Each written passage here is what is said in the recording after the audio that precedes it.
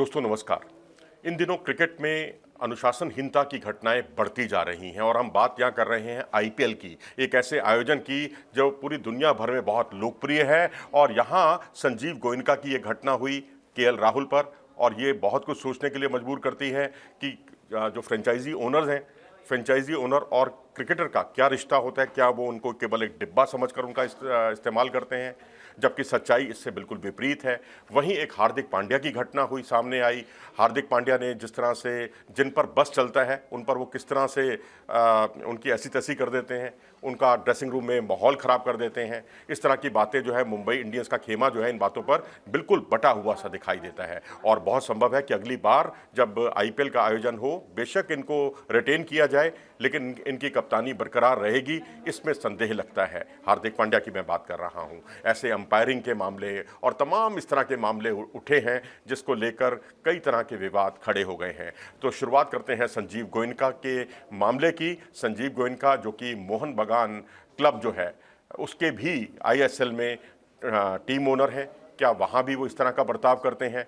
अब देखिए, टॉस जीता था यहाँ केएल राहुल ने और उन्होंने पहले बल्लेबाजी करने का फैसला किया। हालांकि वो जानते थे कि विकेट बहुत आसान नहीं है, विकेट मुश्किल है, लेकिन क्योंकि सनराइजर्स हैदराबाद की बहुत बड़ी खूबी है कि वो पहले बल्लेबाजी करते हुए कभी 277 रन का स्कोर खड़ा करते हैं, कभी 287 रन का स्कोर खड़ा करते हैं, तो कहीं यहाँ पर 300 का स्कोर खड़ा ना कर लें, इस बात की आशंका, यानी जो कुछ बची खुची उम्मीदें थी वो भी उनकी वहीं खत्म हो जाती। लेकिन उन्होंने टॉस जीता, पहले बल्लेबाजी करने का फैसला किया मुश्किल पिच पर। हालांकि उनका जो स्कोर था, बहुत ही धीमी बल्लेबाजी उन्होंने की और लेकिन विकेट बहुत मुश्किल था उस वक्त खेलने के लिए। लेकिन जैसे जैसे खेल आगे बढ़ा, विकेट आसान होता चला गया। आलम यह था कि 10 ओवर के अंदर ही टीम ने मोर्चा फतेह कर लिया, यानी इनके स्कोर को पार कर लिया।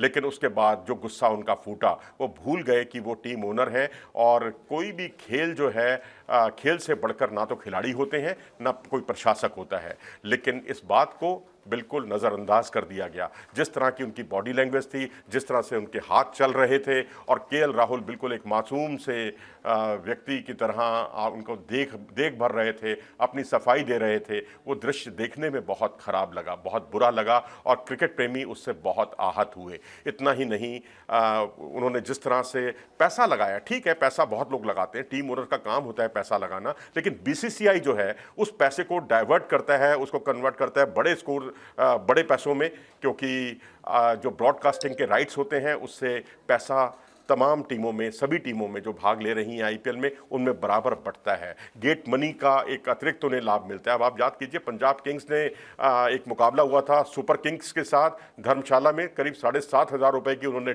सबसे सस्ती टिकट रखी थी, यानी सबसे सस्ती टिकट 7,500 की, और उसमें भी पूरा स्टेडियम भरा हुआ था। ये छूट दी जाती है बीसीसीआई की तरफ से, आपको मौका दिया जाता है कि अब आप जितना पैसा बनाना है बनाइए। आप अन्य तरह के कई प्रोजेक्ट से आप पैसा बना सकते हैं, एडवर्टाइजिंग से और तमाम चीज़ों से।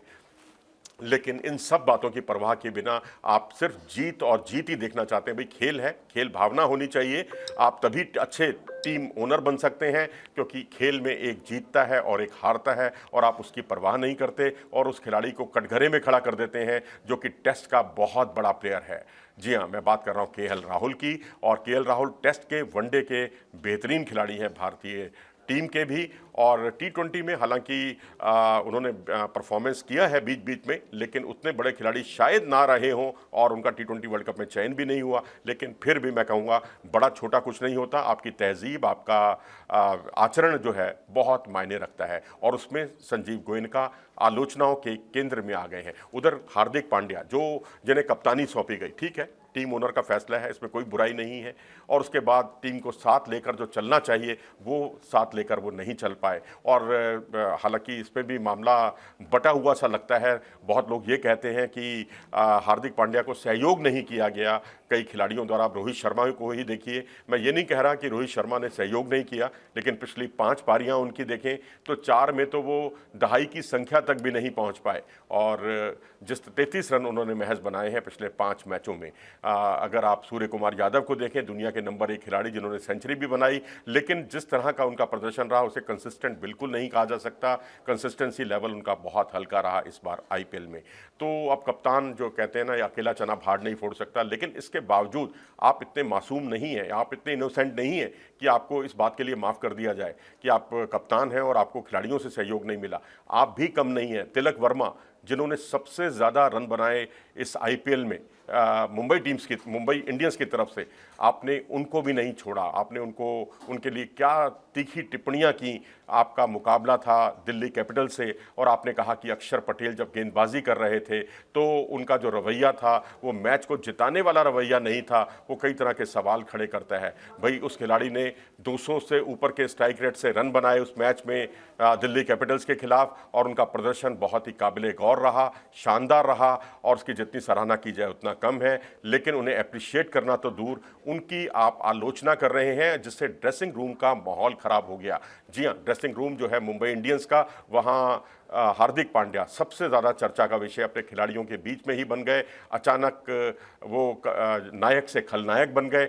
यही खिलाड़ी था जिनको हम दुआएं देते थे कि ये खिलाड़ी आने वाले समय में आईसीसी टूर्नामेंट भारत को जिताएगा, अपने बल्ले से भी, गेंद से भी। रोहित शर्मा ने तो उनके बारे में कहा था कि वो एज ए बॉलर भी टीम में जगह बना सकते हैं, क्योंकि उनकी गेंदबाजी बहुत शानदार है, आला दर्जे की है। लेकिन अब इन सब बातों को दरकिनार बातें हो गई हैं, क्योंकि उन्होंने जिस तरह से तिलक वर्मा को कटघरे में खड़ा किया, उन पर पूरा हार का ठीकरा फोड़ दिया, एक ऐसे खिलाड़ी पर जिसने सबसे ज़्यादा रन मुंबई इंडियंस की तरफ से बनाए थे। तो अब उन पर आलोचनाएं होना बहुत लाजमी है।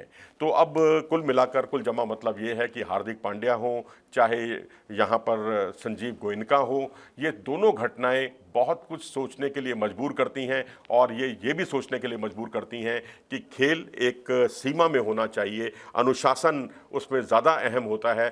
खेल में आप चौके छक्के लगाएं, एक टीम जीतेगी, एक टीम हारेगी, लेकिन ऐसा नहीं होना चाहिए कि आप जो है आसमान सिर पर उठा के रख दें, जैसा कि सनराइजर हैदराबाद के खिलाफ लखनऊ सुपर जायंट्स की हार के बाद देखने को मिला। आप क्या सोचते हैं इन दोनों की घटनाओं के बारे में? कौन है सही मायने में कल्प्रिट, और इसका हल क्या है? और मुझे तो लगता है भाई हल एक यही है कि जो बीसीसीआई है उसे अपना शिकंजा कसना चाहिए, उसे जो है कुछ ऐसी गाइडलाइंस जारी करनी चाहिए कि, क्योंकि कोई खिलाड़ी शायद उनकी कंप्लेंट नहीं करेगा अपने टीम ओनर की, लेकिन अगर इस तरह की घटनाएं आती हैं तो उस पर तलबी भी होनी चाहिए, जवाब तलब भी होना चाहिए। अपनी राय दें इस बारे में। नमस्कार।